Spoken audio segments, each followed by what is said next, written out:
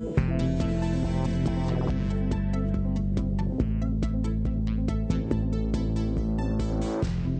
noite. Boa noite. A família de um gerente de banco ficou em poder de bandidos por quase 18 horas. Eles exigiram um resgate de R$150 mil.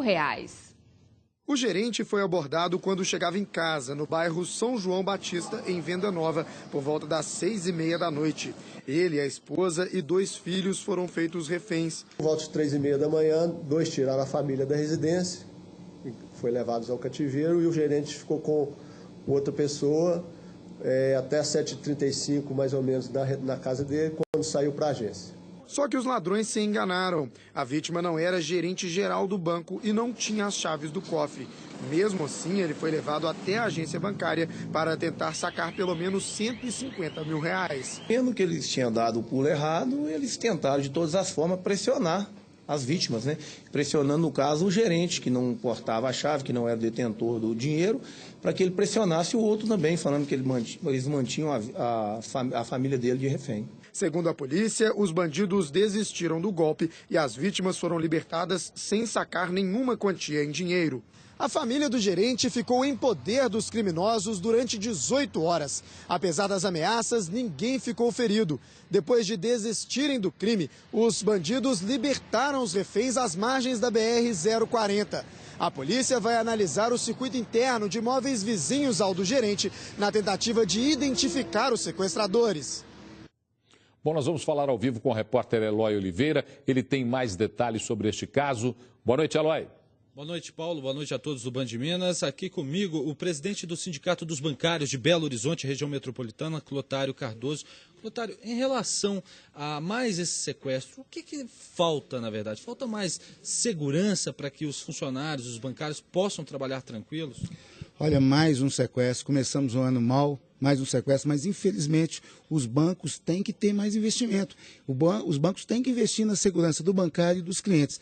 Então, começamos o ano mal. No ano passado tivemos 15 sequestros e esse ano começamos agora aqui em Belo Horizonte e mais um sequestro hoje também em Sabinópolis. É muito ruim. Se os bancos não investirem em segurança, esse tipo de crime vai continuar existindo dentro dos bancos. Que tipo de alternativa seria ideal? Eu sei que tem bancos que adotam procedimentos diferentes dos demais. Qual seria a alternativa? Olha, os bancos, como eu disse, têm que investir. E nesse caso especificamente, é retirar as chaves das mãos dos gerentes, colocar empresas especializadas, segurança armada, para abrir e fechar as agências. Isso, com certeza, inibiria esse tipo de crime que acontece com frequência em todo o país. No caso de gerentes que foram vítimas de sequestro e as famílias deles, que tipo de assistência os bancos têm dado para essas vítimas? Olha, o Sindicato dos Bancários tem cobrado isso dos bancos, tem que ter emissão do comunicado de acidente de trabalho e também os bancos têm que dar uma assistência psicológica à família e aos bancários. É um momento de trauma e que isso com certeza fica para o resto da vida. Gerentes estão trabalhando com medo, certamente. Com muito medo, gerentes trabalhando com muito medo, clientes com muito medo também. Certo. Obrigado ao presidente do Sindicato dos Bancários de Belo Horizonte e região metropolitana e nós voltamos ao estúdio. Obrigada, Eloy. E mais um caixa eletrônico virou alvo de bandidos na região metropolitana de Belo Horizonte. Ladrões explodiram um equipamento que fica no bairro Ingá, em Betim. De acordo com a Polícia Militar, vários suspeitos usando capas de chuva invadiram o local. Não foi confirmado se os criminosos conseguiram ter acesso ao cofre. Por conta do forte impacto da explosão, o caixa eletrônico ficou bastante destruído e alguns vidros do banco se quebraram. Nenhum suspeito foi preso até o momento. O caso vai ser investigado pela Polícia Civil.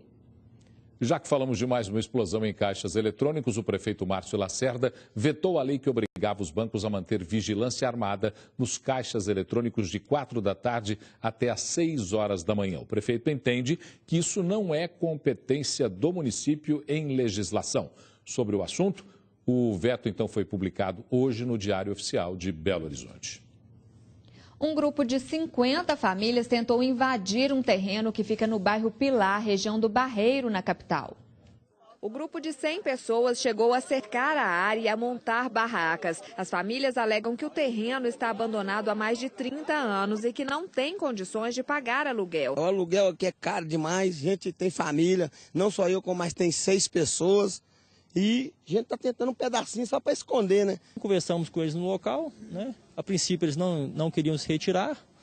Então, após conversa, né, com a presidente da Polícia Militar e após parlamentar com os invasores, né, eles, a princípio, né, resolveram se retirar do local. O representante dos proprietários do terreno, Valmir Ferreira Salomé, diz que o local é usado para estoque de material. O proprietário se encontra de férias, né, está viajando e já está providenciando a parte jurídica dele. O terreno está em uso, está sendo produtivo, né, que até então, né, a atitude deles está sendo ilegal de tentar invadir o terreno.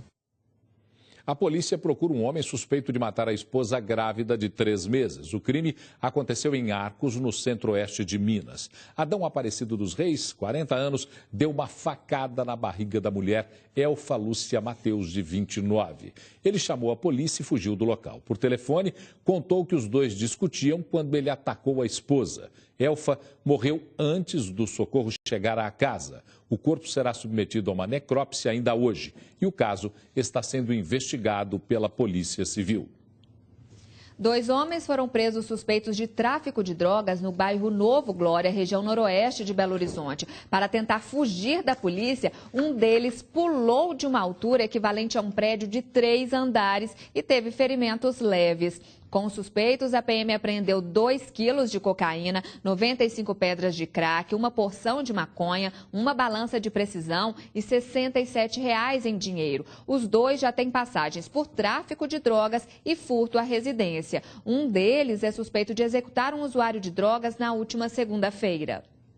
Você aí de casa já conhece a nossa série especial Acredite Se Quiser. Então, mais um capítulo dela. 3 homens foram detidos com um carro cheinho de produtos roubados. Para se ter uma ideia, a polícia encontrou no veículo 8 botijões de gás, material de pesca e muitos alimentos. Agora, preste atenção. Os 3 disseram não saber de onde veio o material.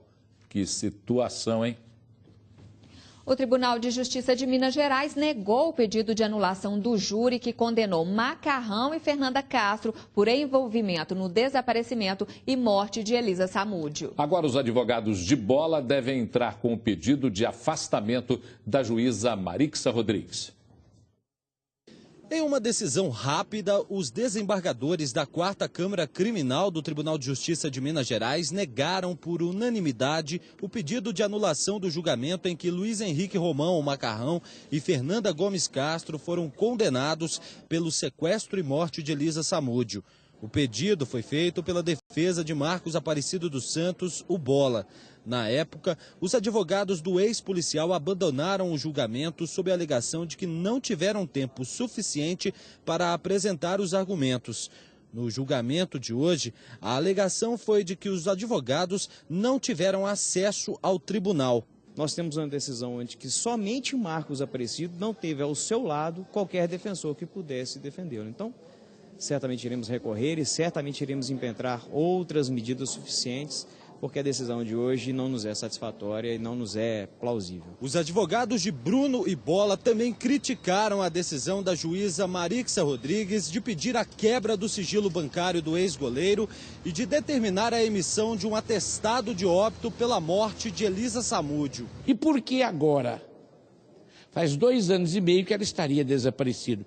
Eu sinto que isso é para influenciar o julgamento que vai ocorrer no dia 4. Como não há prova no processo do Bruno, eles estão criando um terceiro procedimento para fazer investigações paralelas e depois emprestar essa prova ao processo do Bruno. Os advogados de Bola afirmam que vão pedir, inclusive, o afastamento da juíza Marixa Rodrigues do caso. Ela avocou para ela a competência sem qualquer tipo de processo. Com um simples pedido, ela enterrou para mim, para a defesa de Marcos Aparecido, a possibilidade dela permanecer de forma isenta nesse caso.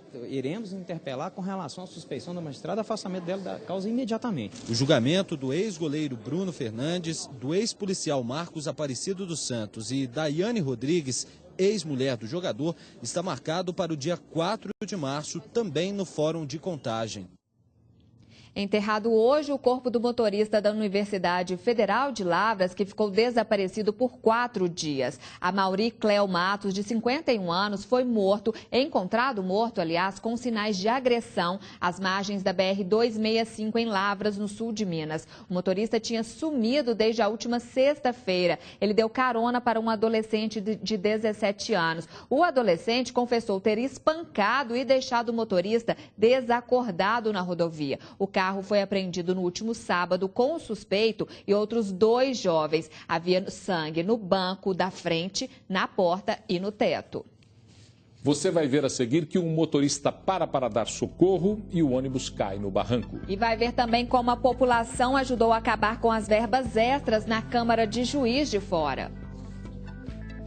Agora, 7h01, a gente volta em instantes.